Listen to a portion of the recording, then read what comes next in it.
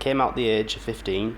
To come out to my mum was probably, at the time, it was one of the biggest things in my life because it wasn't something I'd heard a lot about. There weren't people I knew that were gay. Now my mum already knew, as she made it obvious that she already knew. And, you know, in a sense, that's quite funny because parents always know their children. In the case of the other family members, it wasn't something that I rang them up and said, hey, I like men and stuff like that. I just told people as of when it became relevant. If someone said, have you got a girlfriend? It said, no, I don't have a girlfriend. Do you have a boyfriend?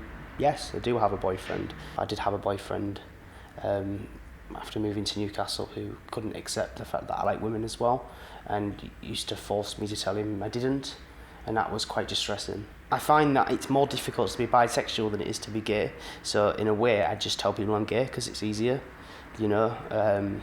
People make the jokes like if I'm in the club, it's like, oh, you always seem to like women when you're drunk and stuff like this, and they don't really know what it's actually like. I don't think that's fair. I don't think anyone is one or the other.